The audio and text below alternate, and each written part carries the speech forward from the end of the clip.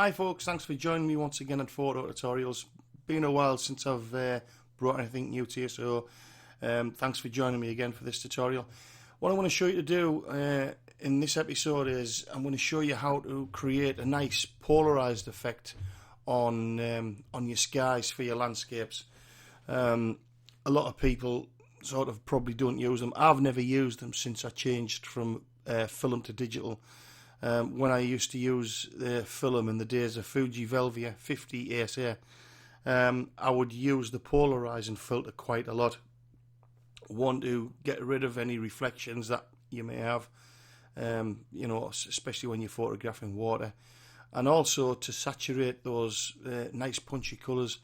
But one thing it used to do is it used to darken down the skies really well, and you see a lot of it polarized techniques in the holiday brochures where you see those lovely deep coloured skies and water, rich water. That's the most common use of a polarizer.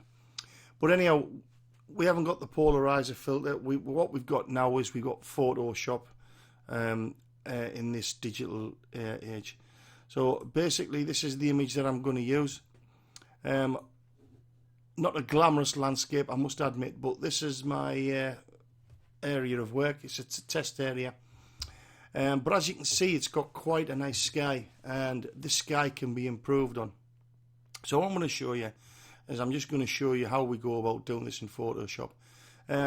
If you're looking at the image and think, well, my colours aren't like that when I take them, you know, they're a lot more flatter, then don't worry. The tools that I'm going to use, obviously what I'm going to do is I'm going to desaturate some of the blues in that sky. But if you follow the procedure what I've done here, just sort of kind of do it in reverse. So if I go to desaturate, then obviously what you want to do is you want to saturate. So if your images are looking a lot flatter in the colours with the skies, then basically you boost the colour, whereas I'm going to desaturate it. But if you look at some of the other videos that I've done, another way I would probably tackle this would be in Capture NX2 software, using the color control points and the control points. But anyhow, if people were viewing this, I use in Capture NX2.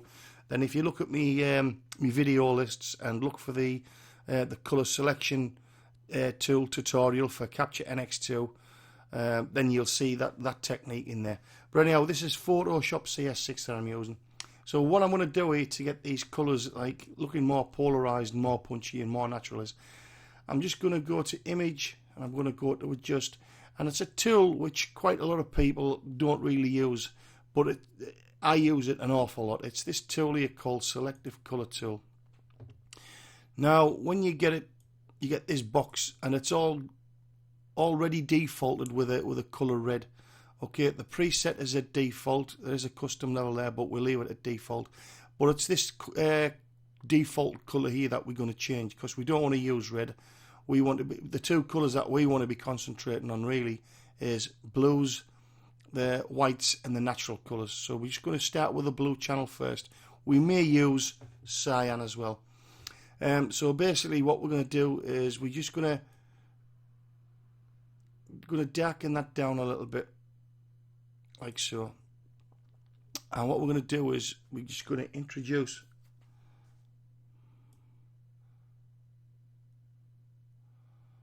a little bit of yellow to that because it's just quite powerful on that.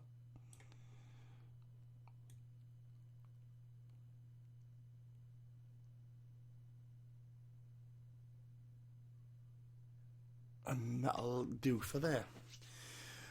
Okay, now we've got that top section sorted. What we're going to do is we're going to go down to this bottom bit here. Now this bottom bit is more in the cyan range, so what we're going to do is we're going to darken those as well. But we need to alter the colour of those slightly. We need to add a little bit of blue in there.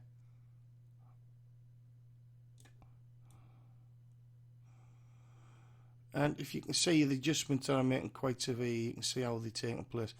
What you can do is you can do this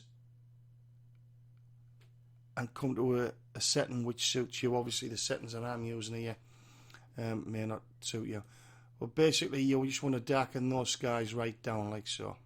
Okay, now you can see the difference straight away. It's a lot more punchier sky. We've darkened the colours down, even though we've not done any saturation adjustments. Just by darkening that colour down sort of puts it more to a realistic colour, even in this this distance here where those sort of cyans have come back to a more natural blue. So once we've done that, we're going to go back into that and we're just going to go to white. Okay, now what we're going to do is we're not going to adjust any of the colours here. All we're going to do is we're going to go to black, and all we're going to do is we're going to take it down to minus like so. And what you'll see is you'll see those clouds bouncing right out like so. Okay, now if we go down to natural, what that's going to do is, if you see all these grey areas in the cloud, we're just going to darken them down a touch. Okay, but what it'll do is it'll also darken down any other mid-tone area. So obviously your foliage, your foreground, this brown, all this brown here, that's more or less a mid-tone area. Okay, and basically all we're going to do is we're just going to click OK, and there you've got a polarized sky. Okay, now give it a go yourself. You can see it's a lot more dramatic than it used to be, and if you think that colours are still a little bit too much, then all you do is you go to image, adjust, saturation, and you just take down the saturation levels, and there you've got a beautifully polarized, natural looking sky, just taken as if it had been taken on a polarizing filter. Very easy, very quick, and give it a go. And please leave us feedback, let me know how you've got on with it. It's a simple technique, and I'd like to thank you once again for joining me at Photo Tutorials. Thanks for watching.